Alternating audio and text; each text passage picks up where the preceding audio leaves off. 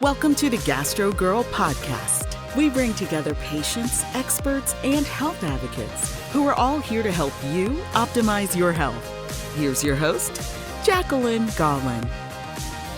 Welcome back to the Gastro Girl podcast, your trusted podcast for digestive health information that empowers you to take charge of your gut health. This episode is the second of our special 4-part series on GERD and Barrett's esophagus, sponsored by Castle Biosciences and brought to you in collaboration with expert clinicians and researchers dedicated to improving patient outcomes. If you haven't already listened to the first episode of this series, we highly recommend starting there, where we explored how chronic acid reflux, or GERD, can lead to serious long-term health consequences, including a condition called Barrett's esophagus. In this second episode, we're building on that foundation to dig deeper into what Barrett's esophagus is and why early detection is so important and how the diagnostic process works. I'm honored to be joined by Dr. Raman Muthuswamy, a leading expert in gastroenterology, and he's also an advanced interventionalist endoscopist. Thank you for joining us today on the show, Dr. Muthuswamy. So happy to have you here today. It's great to be here with you today, Jacqueline. Looking forward to our conversation. Yeah, this has been such a great experience. We have this 4-part Castle Biosciences series that we've been collaborating with, and this is a really important episode of the series. They're all important episodes, but this one too, because we may not know exactly what Barrett's esophagus is. So could you please give us a quick refresher? What is Barrett's esophagus and how does it develop from GERD? Yeah, Barrett's esophagus really is a change in the lining of your esophagus as a result of chronic backwash of stomach contents into your esophagus, okay? And so we think that the injurious agent there is often acid, but it could be other gastric contents, including bile and other sort of proteins and other sorts of things. And it's kind of the way I explain it to patients is if you work with your hands really hard, your hands will protect themselves by developing calluses. And so if you have a lot of, backwash of gastric contents into the food pipe, then what will happen is the lining of the food pipe will change.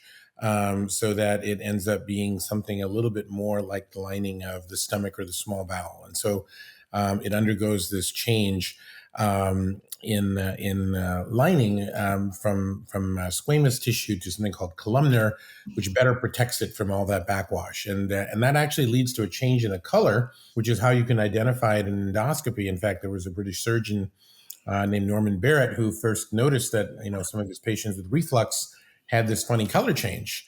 And that's why it ends up calling, Barrett's esophagus. But the reason it's important is that it's really the only known precursor to esophageal adenocarcinoma, which is one of the 2 main types of esophageal cancer. It's actually the one that's rising. And unfortunately, esophageal adenocarcinoma has about a 17 or 18% 5-year survival. So it's actually a pretty bad cancer to get. And so this is the precursor lesion. And so by detecting Barrett's esophagus and assessing it and potentially treating it, our hope is to obviously avoid patients progressing to esophageal adenocarcinoma. Oh, that's really eye-opening. Are you seeing an increase in your practice? I think that, we know that obviously that this is a reflux-related disease. And we know that reflux is associated in large part due to our weight and BMI. And we know that that's obviously a issue nationally as a health challenge, right? And so we do see a lot more of this. And in fact, over the last 50 years, I mentioned there was 2 types of esophageal cancer. The other one is called squamous cell. And that was more associated with tobacco and alcohol use. And as we've seen specifically tobacco use sort of drop over the last few decades, that has gone down. And reflux related has actually gone up. So we do see, sort of a shift in sort of the lines are crossing. So we now have more adenocarcinoma than squamous cell. And so we do see more of this for a variety of reasons. Yes. Yeah, and a lot of patients might not realize that this even exists. And I want to bring up our next question, why is early detection of Barrett's esophagus so critical? The beauty about Barrett's esophagus is that it is a disease in which we actually have superb treatments for. And, most of the time in medicine, we talk about having a disease and finding a cure. I would argue that we can pretty much get rid of Barrett's in almost anyone that we want to. The problem is finding the patients. And so early detection, because unfortunately most patients with Barrett's don't know they have Barrett's. And by the time they present to us, they've actually already started transforming to cancer, and they're having symptoms, they have weight loss and trouble swallowing and those sorts of things. So a lot of our focus nowadays is on trying to capture and find these people earlier, so that they can benefit from the many technologies we have to assess the Barrett's, inspect the Barrett's, and most importantly, treat the Barrett's if we are concerned that it is moving on its way towards developing into cancer. Now, I know this may be maybe a dumb question, but is there a time period? If someone has GERD for so many years, is there a time period that it's going to turn into Barrett's, or is that it depends on the person? Yeah, it a little bit depends on the person. And, one of the things you're starting to get into an important question, which is, well, who are the patients that are likely to get Barrett's, right? And of course, we just talked about it, chronic reflux. And that's traditionally been defined as 5 years or more, with symptoms that occur, frequently, usually multiple times weekly. But, the problem is, and this is partly why we don't know about so many patients who have Barrett's, is probably around 40% of patients who have Barrett's esophagus have what we call silent reflux. They don't have heartburn symptoms. They don't complain of those sorts of things that we typically expect. And as a result, if you use a screening strategy to find patients based on that, you're probably not going to find those folks. So that's a bit of a challenge. But chronic reflux is usually one of the common ones. Other people who might be at risk include, obviously, men over the age of 50, Caucasian race, central obesity, smokers, those who have a family history of esophageal cancer. So those are some of the common risk factors that patients have. Yeah, one of the most interesting things that Dr. Lister mentioned in our episode 1 was something along the lines of what you said. A lot of people have silent symptoms. So they may have suffered from GERD for years and years and years, but once that lining changes, they may not feel or have that reflux anymore. So these are the people we want to reach, right? We want to let you know that if you've been struggling with acid reflux and suddenly it goes away, get to your doctor, talk to your doctor about this. Right. Right. That's a good point. That is that people who are symptomatic and then became asymptomatic because they may have developed a lining. But the other group is actually, there's some people who never even had symptoms but still had, Barrett. Wow. So it goes kind of both ways, and so there's both groups. But it just highlights the challenges in finding these patients. But the irony that I always talk about is this is kind of the reverse of most medical conditions that we kind of have advocacy for. Usually, we know about the disease, but we can't cure it. Here we have the cure, we just can't find the patients that would most benefit from it or how to identify. So that's what we're trying to work. We're almost starting from back and working front. So if I came to your office, and how would this conversation about Barrett's come up? How would I bring it up? I mean, if I don't have any symptoms, let's imagine what that would look like with a provider. What should patients be aware of so they can talk to their doctor about potentially having a test, which we'll get into next? Yeah, usually we talk about whether you have reflux symptoms, because as I said, 60% probably would have that. And so we would talk about that. And then the other thing that hopefully your doctor is thinking about is doing an assessment of those risk factors I talk about. Are you a white male?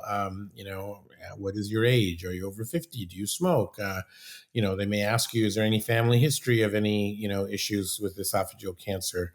We can talk about tobacco use and other things. So I think those are some of the factors that they should be thinking. And the general feeling is that if you have 3 or more of those risk factors, it might be reasonable for you to consider being screened for Barrett's esophagus. One of the things that we see a lot of, especially in young women, is eating disorders or bulimia. And does that have a role here with Barrett's esophagus? Certainly if someone is inducing vomiting at some level of frequency, obviously that means that they're going to be putting a lot of their gastric contents into their food pipe and beyond.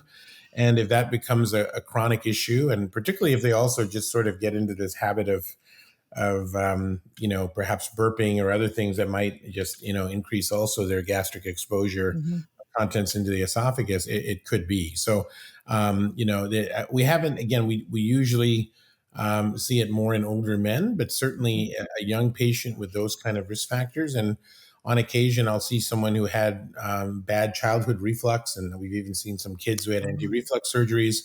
And these kids come in with, at 25 years old with very long segments of Barrett's esophagus, which we would typically see in a much older patient, but it's because they've been refluxing almost since they were born. Oh, interesting, interesting, interesting. So what tests are available to detect Barrett's esophagus?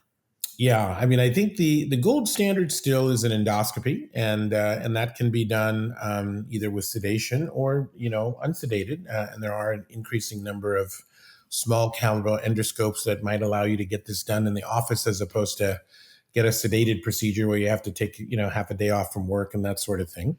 And the goal would be to do a careful assessment, and then in the United States, the diagnosis of Barrett's is made both by endoscopic inspection, but also confirmation with a biopsy, in terms of finding a certain kind of cell called a goblet cell, which would prove that you have something called intestinal metaplasia of the esophagus. And so you have to have both of those criteria. So you can suspect it with your eyes, but you have to confirm it under the microscope. There are some newer devices, tethered capsules and other sorts of things that are there, cell collection devices that also could be done in the office. I've actually done one of these on myself, where you take a little thing, it's about the size of a vitamin pill. It's got a little string on the end of it. You swallow it, you drink a little bit of water, it goes into your stomach. The capsule around this little vitamin sort of thing sort of collapses with the acid in the stomach, or with the gastric contents. And then what happens is it Oh, wow. usually expands to like a gumball size sponge. And then you pull that sponge out, and as the sponge goes through your lower esophagus, it grabs cells. And then you take that sample and run it and say, okay, do I have it or not? And if it's positive, then you would get an endoscopy. So the advantage of this is that you wouldn't have to do the initial test as a sedated procedure. You could do it perhaps in the office. And then if it was negative, then it would, you wouldn't have to go further. And if it was positive, then you would consider doing an endoscopy. So there's other things like that. And so this is, kind of similar to the way like maybe Cologuard might work as a precursor test to getting a colonoscopy. Yeah, that makes a lot of sense. So can you describe what you as an endoscopist are looking for during an endoscopy and when you're screening for Barrett's esophagus?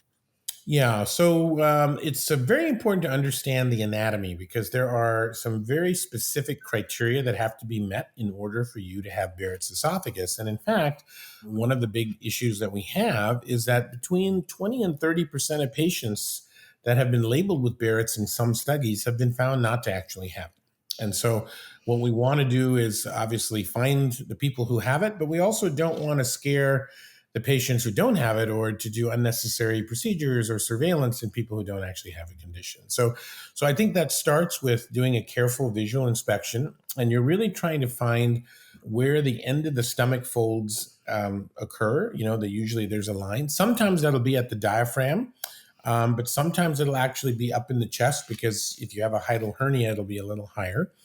And so we look for the color. There's usually a salmon colored tissue. The normal esophagus color is usually very pale. And this is more of an orangey sort of salmon color.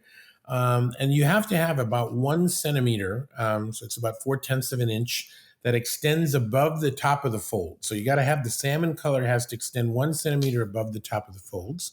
And then if you meet that criteria, you've met the anatomic definition. But then, as I told you, Jacqueline, you have to also get a biopsy and find Right. that cell. So at that point, you do it. And then when you get the two to link, I found the anatomy, I got the biopsy, now you've met the criteria for Barrett's.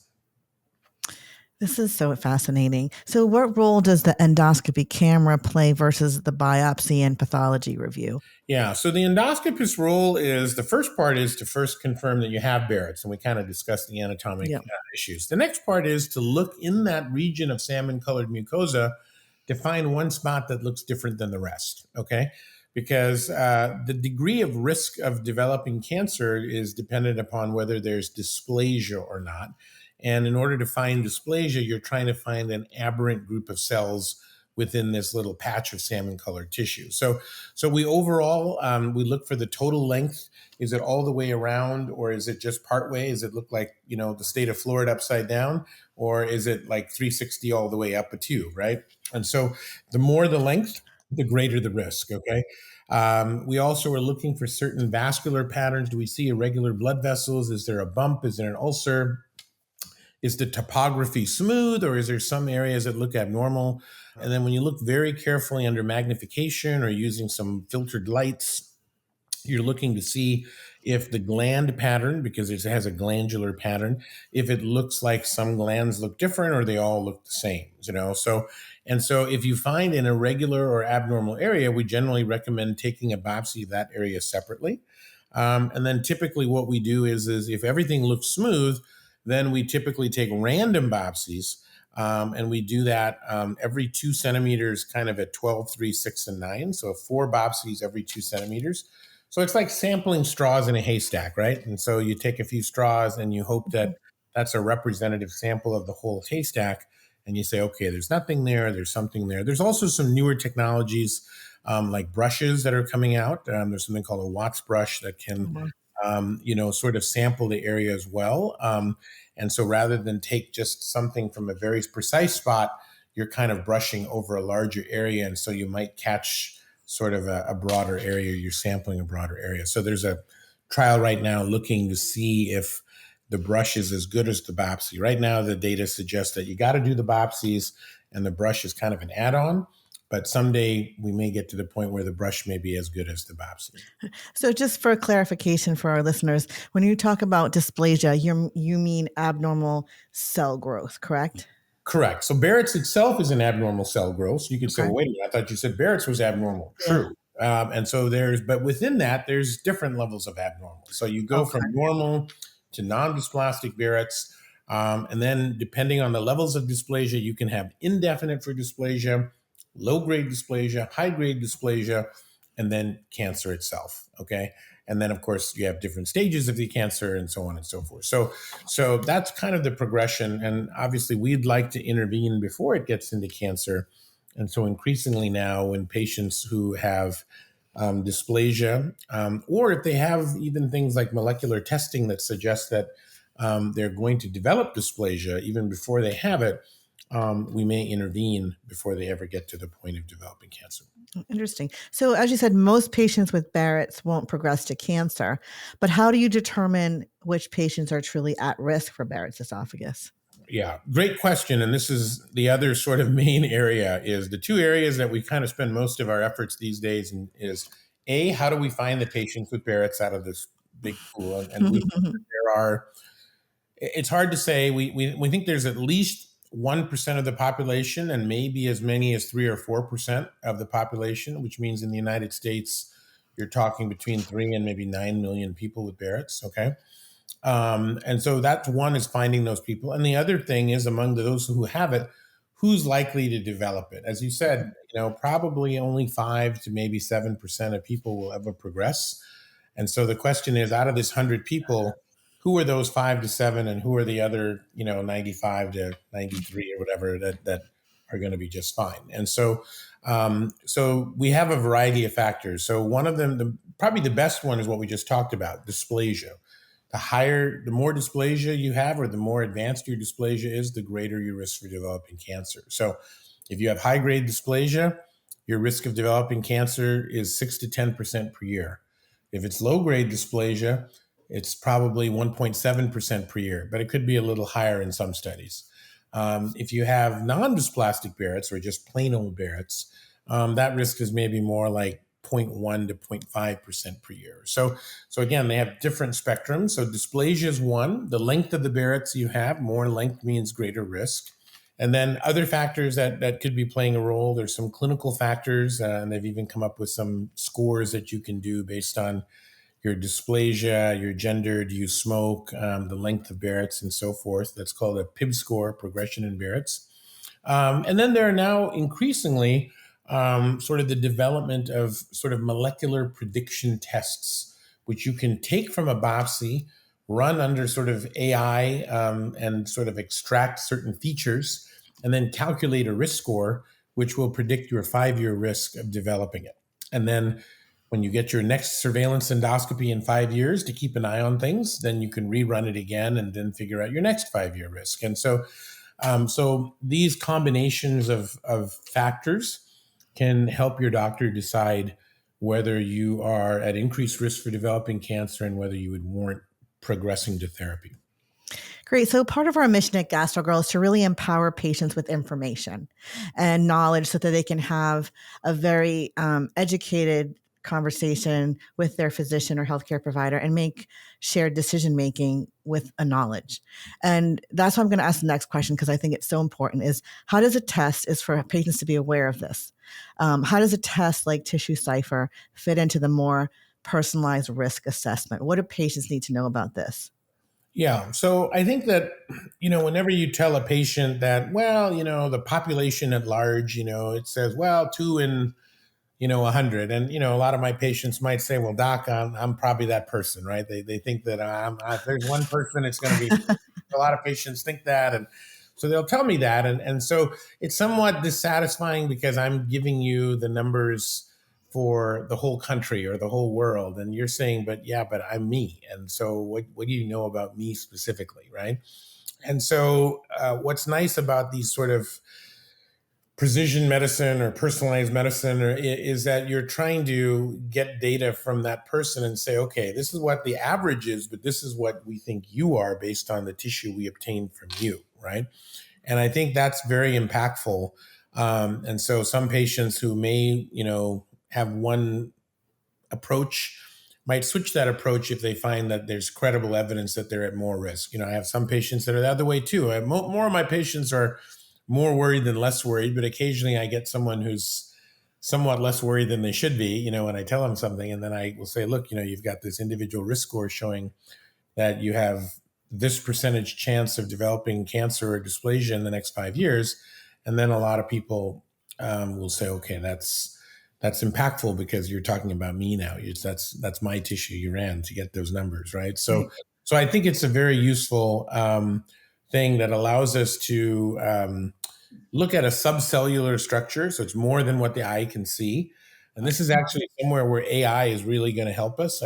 People talk about AI for everything. And, there's some areas where I think it's overstated, but I think this is a real area where it can help us because it's really hard for doctors to find these small areas, this sort of needle in the haystack. And in fact, I was recently part of a study where we took a group of doctors who weren't expert at looking at Barrett's and compared them to experts. And then we gave them the ability to use AI and then use their combined, what would you say, with the help of AI. And with the help of AI, they performed the same as the experts. That's awesome. I think it's so important, especially when you're dealing with, there's many ways that the cells probably look and how can you predict risk. You can't, sit there and calculate, but to have data that can actually really determine is so powerful. I think we're going to get better data for looking at the endoscopic, but then kind of going back to what you're talking about, let's go at the cellular level, the microscopic level, and then try to predict, even though it looks perfectly normal to the naked eye, what's going to happen in the next 5 years. So it's kind of it's almost like predicting the future. And that we think will help us kind of intervene before kind of, as they say, nip it in the bud, hit it before it even, has a chance to sort of develop into dysplasia. So I think that's where we're headed to in the future is these risk prediction tools. Yeah. And I think, this risk prediction tool, TissueCypher, I mean, it's almost like when you tell someone, oh, I'm dealing with this. And you're not the only one. We don't want to hear that all the time. I want to know what is for me, and I don't want to be lumped into something. Right. So to be able to know about this, to talk to your doctor, and it makes being diagnosed with this accessible and relatable and gives you action and insight that you wouldn't have if, it could be this. Exactly. No, I agree. And I think, because if I just tell you, Jacqueline, you're at risk for developing esophageal cancer, right? That's very unsettling because, well, how much risk? Over what period of time?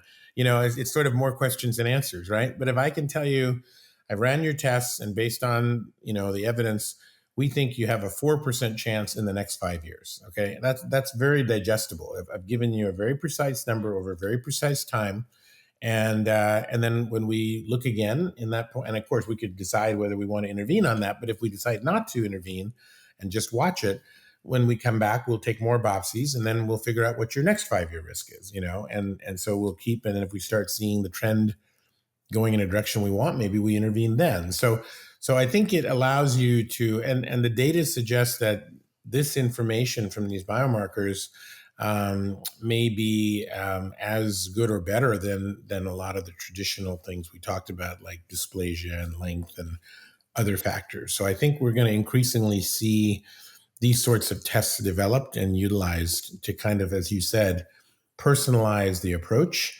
And I think maybe more intelligently stratify people rather than just lump everybody into one management program.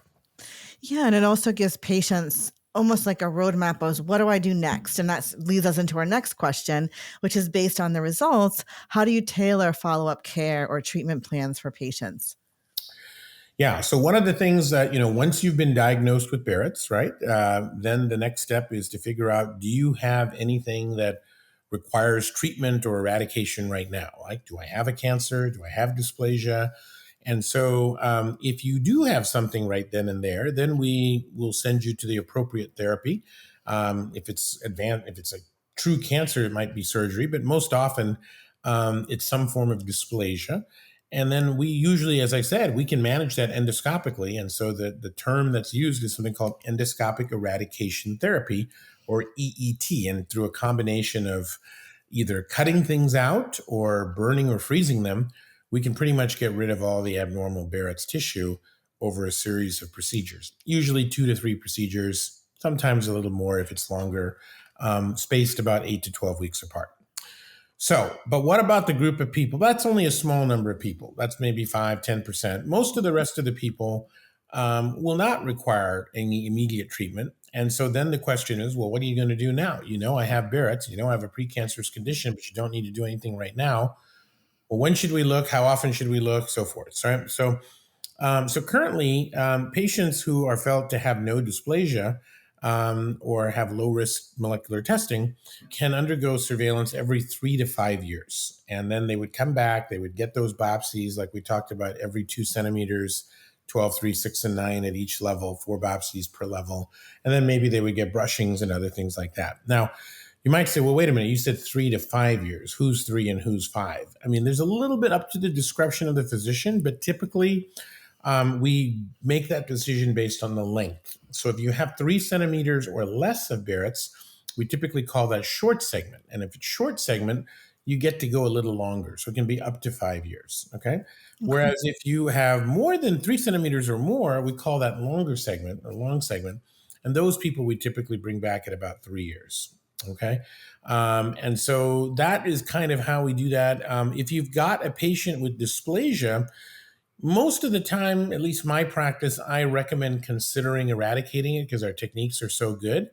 But if there's a patient who says, Doc, I don't know, yeah, you told me I have low-grade dysplasia, I'm not convinced I want to do it yet, we bring them back at some more frequent surveillance interval, usually 6 to 12 months in those situations, and then kind of go from there. So that's kind of some of the general strategies on how often to look. And we typically follow people until age 75. And then after 75, it really depends on their health at that time to see how much further to go. Now, in tandem with that surveillance plan, are there any other interventions or medications that people have to take, or dietary or lifestyle changes that go hand in hand with this? Yeah. So as we talked about, this is all about reflux, right? So it's all about managing your reflux. Okay. So, and again, for those who have symptoms, we want to control those symptoms. And for those who, don't have symptoms, we typically put them on medications because we think they have silent reflux. And they're a little bit harder because it's hard to have a patient take a medicine when they don't really feel any benefit from it. Whereas if you're having heartburn, it's like, oh, I feel better. So typically we put people on one of these PPI, proton pump inhibitor medications, right? And typically once a day is fine, usually 15 to 30 minutes before their first meal of the day. If their symptoms are more at night, sometimes we have them take it before dinner. And then, if you take the medicines religiously, you should be able to have a little liberalization of your diet. But I think we know the usual suspects: caffeine, chocolate, tobacco, alcohol, fatty foods.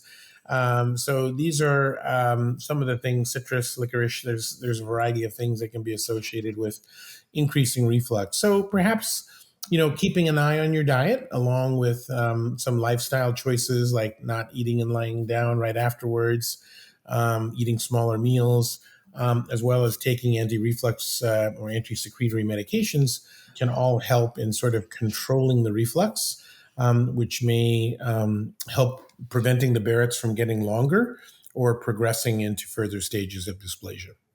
Well, that makes sense. This has been so interesting. So is there anything that we missed, or you want to say any other tips for patients or for talking with their doctor?